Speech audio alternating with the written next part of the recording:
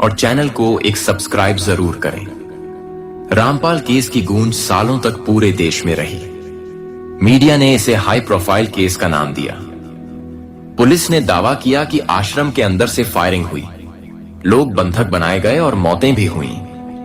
लेकिन आज सवाल वही है, अगर इतने गंभीर आरोप थे तो फिर जज ने बेल कैसे दे दी?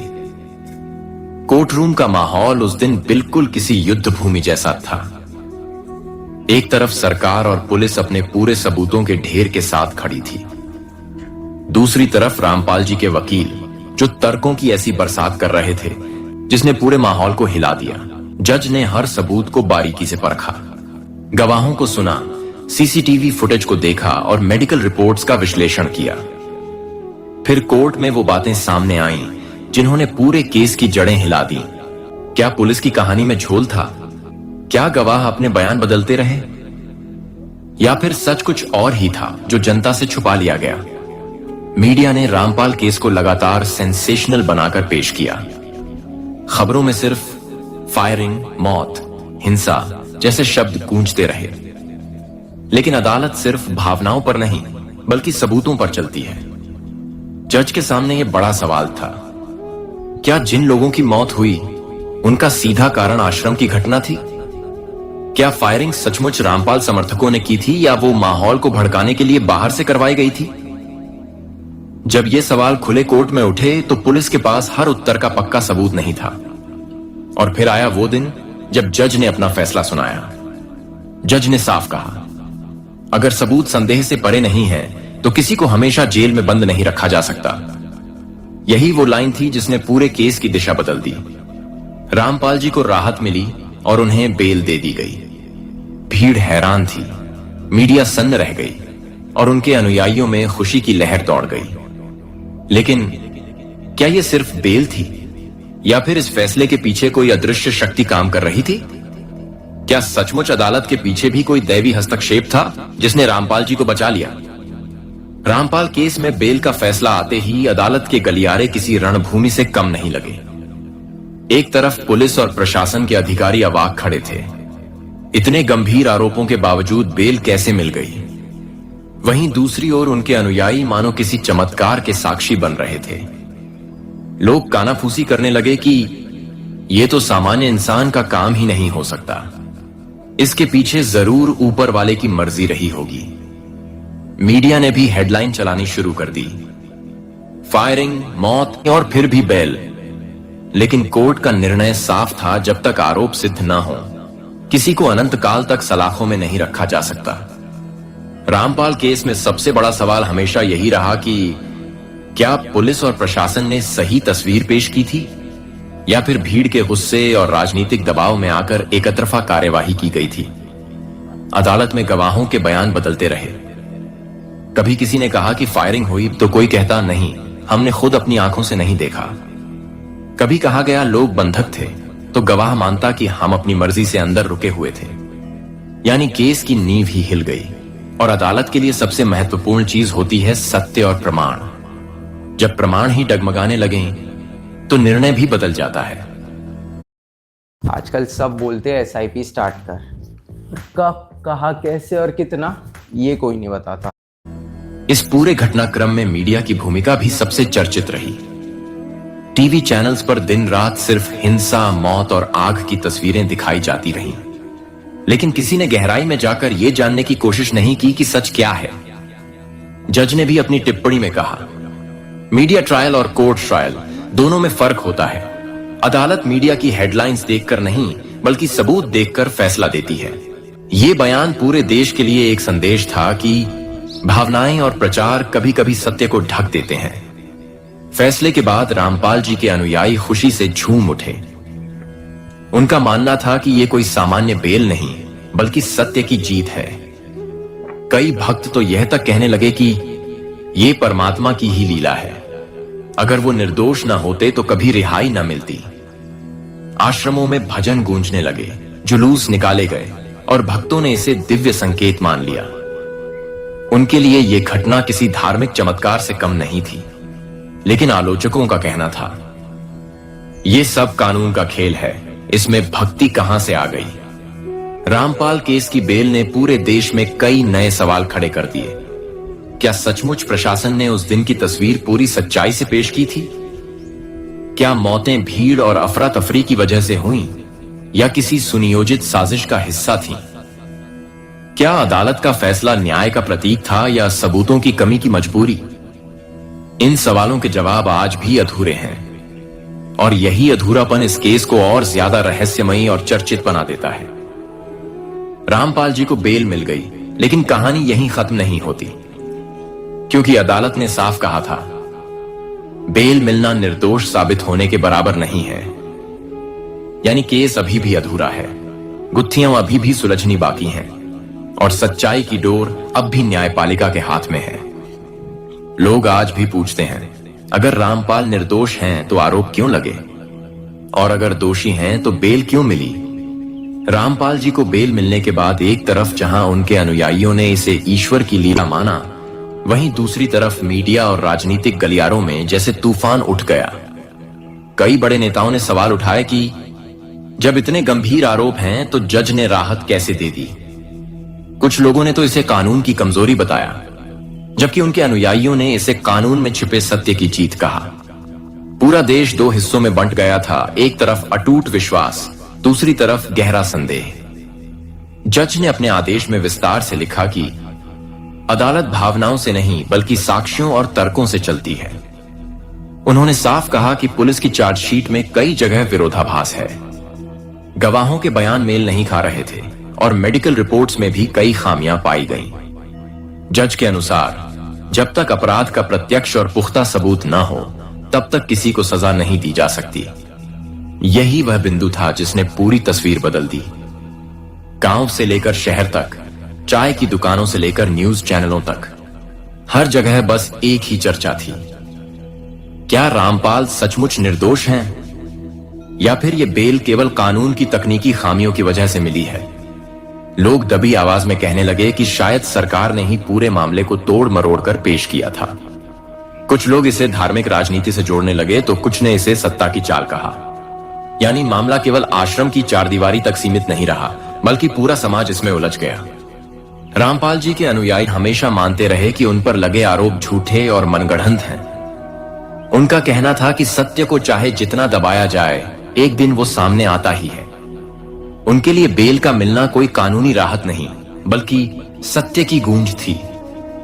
वे मानते थे कि अदालत के फैसले के पीछे केवल कानून नहीं, बल्कि परमात्मा का आदेश है। और यही वजह थी कि फैसले के बाद उनके विश्वास में और भी अधिक दृढ़ता आ गई। लेकिन दूसरी तरफ विरोधियों ने इसे न्याय व्यवस्था पर हमला बताया। उन्होंने कहा, अगर इतने बड़े मामले में भी बेल मिल सकती है तो आम आदमी को न्याय कौन देगा। कई संगठनों ने सड़कों पर विरोध प्रदर्शन किए। लोग पोस्टर लेकर नारे लगाने लगे, हमें न्याय चाहिए।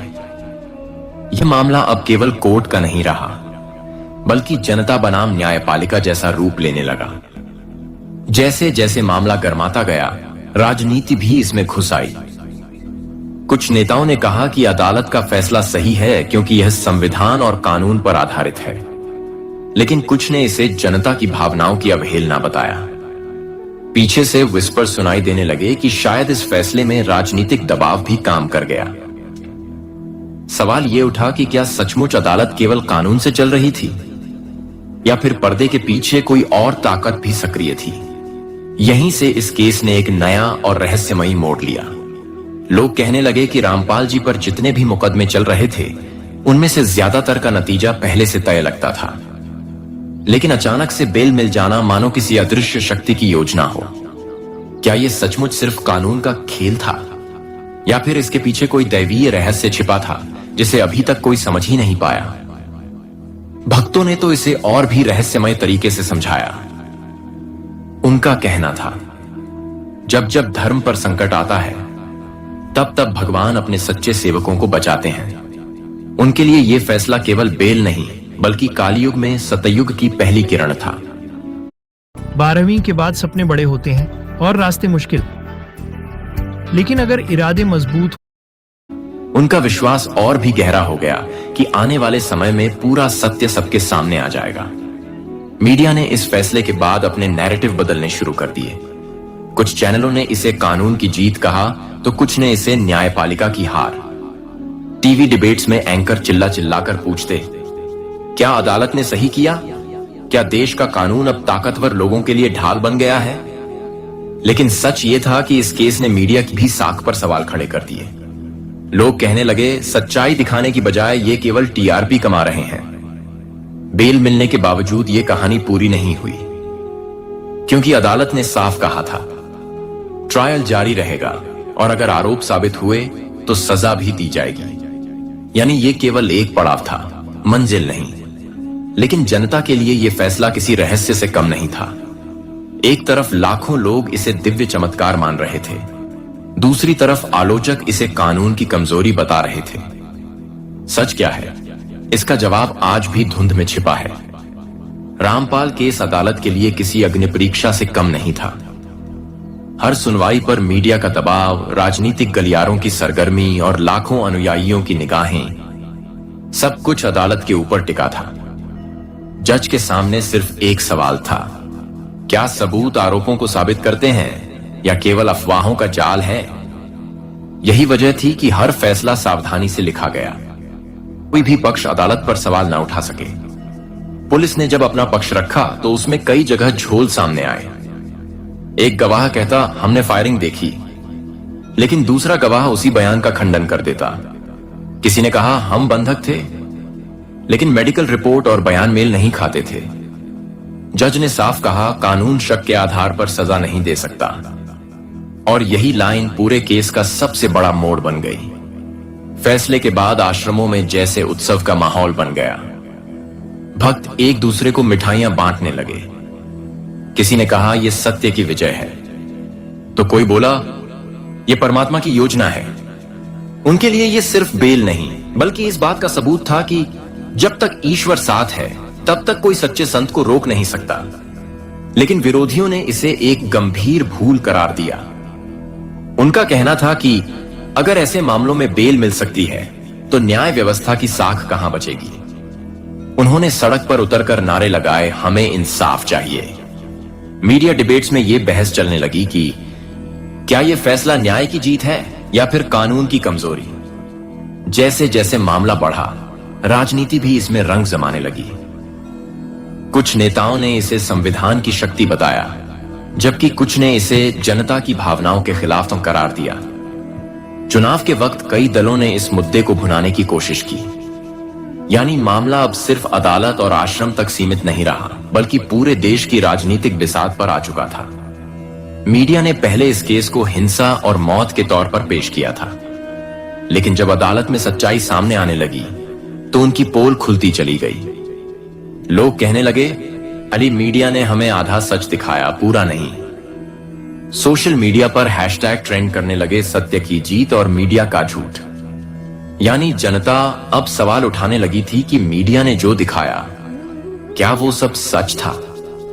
जज ने एक सुनवाई में कहा, कोई भी इंसान कानून से बड़ा नहीं है, लेकिन कानून भावनाओं से भी नहीं चलता।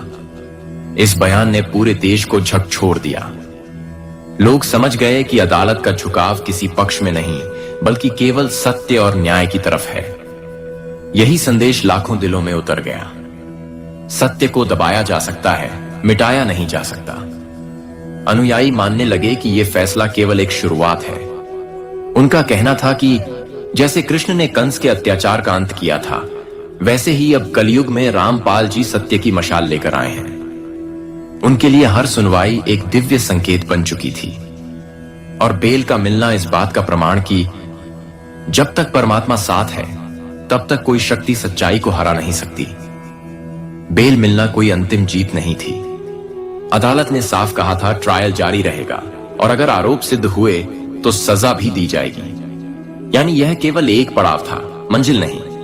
लेकिन लोगों की नजर में यही पड़ाव एक नई दिशा बन गया, क्योंकि इसने साबित कर दिया कि मीडिया ट्रायल और कोर्ट ट्रायल दोनों अलग अलग चीजें हैं। आज भी लोग पूछते हैं, क्या रामपाल सचमुच निर्दोष हैं? क्या उनके खिलाफ चलाए गए केस केवल राजनीति और प्रचार का खेल थे, या फिर न्यायपालिका ने वाकई सबूतों की कमी के कारण बेल दी? बेल का आदेश मिलना समर्थकों के लिए विजय थी, लेकिन विरोधियों के लिए यह हार। आज भी लोग इस केस को रहस्य की तरह देखते हैं। एक ओर विश्वास है, दूसरी ओर आरोप, और अदालत ही वह जगह है जहां असली सच सामने आता है। सच अभी भी अधूरा है, और यही अधूरा सच इस केस को और भी रहस्यमय बना देता है। हो सकता है आने वाले वक्त में पूरी सच्चाई सबके सामने आए, लेकिन तब तक यह मामला भारत के सबसे बड़े धार्मिक और कानूनी रहस्यों में गिना जाएगा। तो दोस्तों, आपने देखा कि कैसे रामपाल केस ने पूरे देश की राजनीति, मीडिया और अदालत को हिलाकर रख दिया। क्या यह सत्य की जीत थी या फिर कानून की मजबूरी? क्या इसमें सचमुच दैवी शक्ति काम कर रही थी या सिर्फ कानूनी पेच? इस रहस्य का जवाब शायद आने वाले समय में ही मिलेगा। अगर आपको यह कहानी रोचक और रहस्यमयी लगी हो तो वीडियो को लाइक जरूर करें, अपने दोस्तों के साथ शेयर